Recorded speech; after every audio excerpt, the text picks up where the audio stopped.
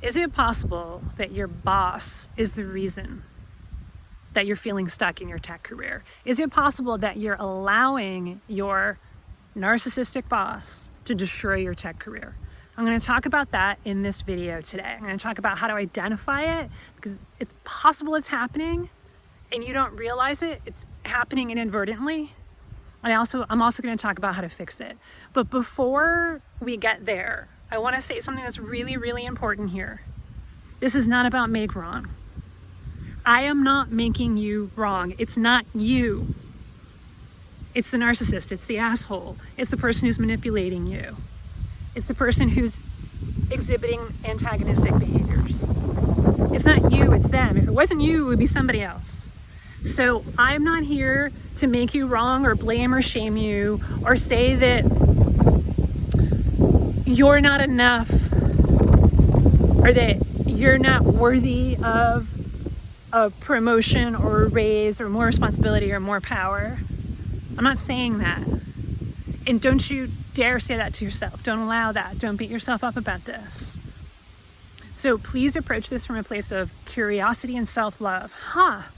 Is it possible that I'm allowing my boss to destroy my career? Is it possible that the reason I have not advanced in my career is because of my boss? Get curious. So here's how this shows up. Here's how you know that it's your boss. You've asked again and again. You've asked your boss about a possible raise or promotion, or even just the possibility of one. Or you've asked for more responsibility, more power. That's what you're asking for, by the way, when you're asking for a raise or promotion. And you're trying to advance in your career, and your boss says no. You're asking for more power. Now think about it. When you ask a narcissist or somebody with narcissistic tendencies for more power, what's going on internally in their being? Oh my God, no way. Oh, because at the core of narcissism is a deep, deep sense of insecurity. So you come to them all confident, like, hey boss, I've been doing this and that and the other thing and, evangelizing your excellence. And then they're like, oh no, hold on there, partner. They are scared. They are scared you're taking away their security blanket. So of course they're going to continue saying no. And they're going to serve you word salad. They may say, oh, you know what? Ask me again in 6 months. So that's how you know, despite your continual efforts to promote yourself and ask for more, your boss just keeps putting up these blocks and you're starting to wonder if it's you. And it's not you, it's them. You're in the splash zone of their antagonism. You're in the splash zone of their fear. And even if you recognize this, but a lot of times you don't, so that's why I explain that. So a lot of you right now are having oh, holy cow, that's exactly what's happening. How do I fix it? And some of you know that this is what's been happening, but you don't know how to fix it. So here's how to fix it, if this is what's happening to you. And this is about boundaries. This is about setting your boundaries confidently, assertively, compassionately, setting your boundaries. What does that look like, let's say, in this situation where you're continually asking for a raise or promotion or more power or more responsibility, and your boss is continually saying no, or not now? What's important to remember is that a boundary is not asking for the other person to do something. A boundary is saying, if you continue to do this, here's what I'm going to do. So the best example of a boundary that I've heard from experts is essentially, we'll use a simpler example here and then we'll apply it to the getting a raise or a promotion. So if someone's yelling at you, A boundary is not saying, stop yelling. I need you to stop yelling. That's not a boundary. That's a request. And if you're dealing with a narcissist, they're most likely not going to honor that request because they don't have empathy. They don't get it. If it's someone who's not narcissistic, and you send that request to someone, hey, can you stop yelling, please? It's really bothering me. That works with most people. Doesn't work with narcissists. They have no sense of wanting to validate you or wanting to have empathy for you. So with narcissists, you actually have to do the boundary setting and not requesting. So a boundary is,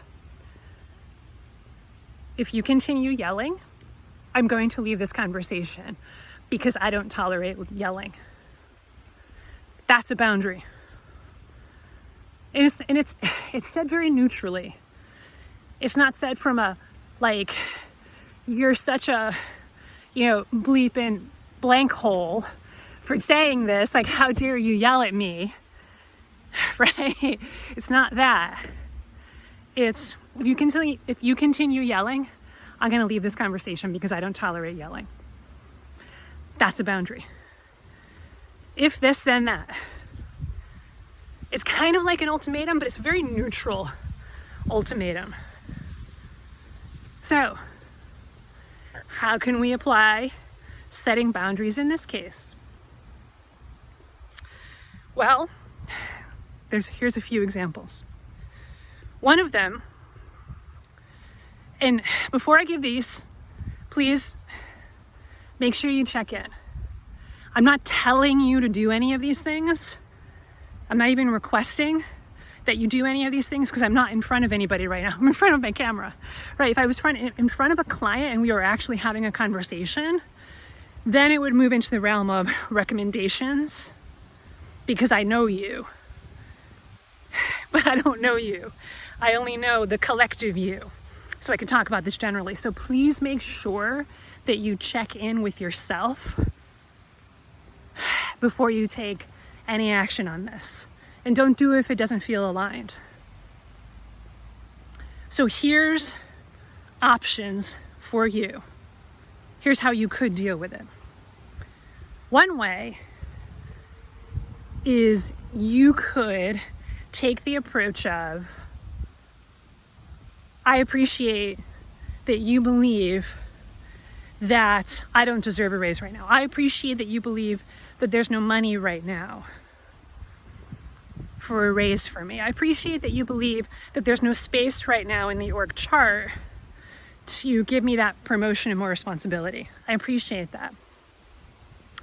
I intend to ask the CTO. I'm going to do that. Would you like to be a part of that conversation?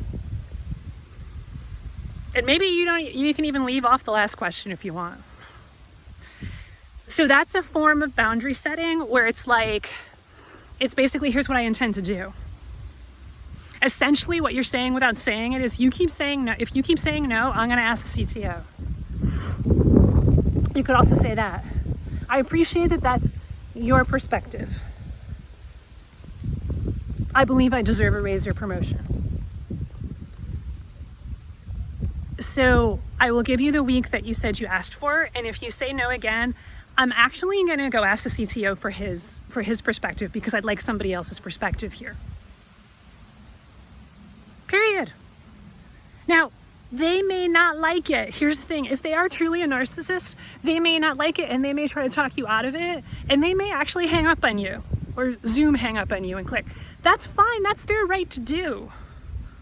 It's not going to stop you. It's not going to stop you. And then go talk to the CTO, go talk to a higher up, go talk to somebody else, get somebody else's take on it. Find another advocate, in other words. If you don't have another advocate, or if you've already tried that, you can leave. In other words, you find another job. Stop asking. Stop trying to get a promotion internally. Let go and find another job. It sucks. It's not fair. because for a lot of reasons, like a lot of you love your team and you don't want to have to leave them. But here's what I would say, as someone who's done this, who's left my team because my boss was narcissistic, and having coached many clients to do this, you may feel like you're abandoning your team, but actually you're giving them a huge gift. You're giving them permission to do the same thing because they're dealing with that person's narcissism, assholery, bitchery, bitchiness, call it what you want. You got to put your oxygen mask on first. And if it's not a fit for you and you're having to put a lot of your resources into dealing with this person's narcissism, then it's not serving anybody for you to continue to stay there. So it is an extreme form of boundary setting here, but it is actually a very good option for many of you is to leave. And in that case, you basically, you stop asking. You stop asking and you decide, I'm going to go on the job market. You don't tell your boss until you absolutely have to. You give them the 2 weeks notice. And it's no longer, again, it's not a request. You go on the job market, you get another job, and then the conversation is, I'm leaving, basically. That's it. You just basically tell them. You just speak from your heart, be neutral, but tell the truth. I'm not feeling valued here anymore, so I'm leaving. I'm handing in my 2 weeks. And in this case, it's not a threat. You already have the job. So set your boundaries, and those are two very powerful examples of ways to do that with narcissists. The way that you set your boundaries, by the way, with other people looks very different, so please be very careful with this, because I don't want you to burn any bridges. Because if you were to apply these same two strategies to someone who's not a narcissist, you may burn bridges here.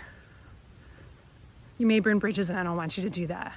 If the person is not a narcissist, give them a chance to advocate for you. Hey boss, I want a raise. How can you help me? Some of you haven't even done that, so make sure you start there. Give them a chance to advocate for you. Give them a chance. But if you've given them chance after chance after chance, and it still keeps coming back with a no, then it's probably time to up the ante and start putting in some more extreme boundaries. So you always have a choice, my friends. I don't care if you are dealing, I do care, I'm sorry if you're dealing with it, I do care. But what I mean to say is it's irrelevant if you have a narcissistic boss and the most narcissistic person on the planet, you always have a choice. Set your boundaries. Here's what I'm gonna do. Here's what I intend to do. Because I am badass and ain't nobody gonna stop me. Take care, everyone.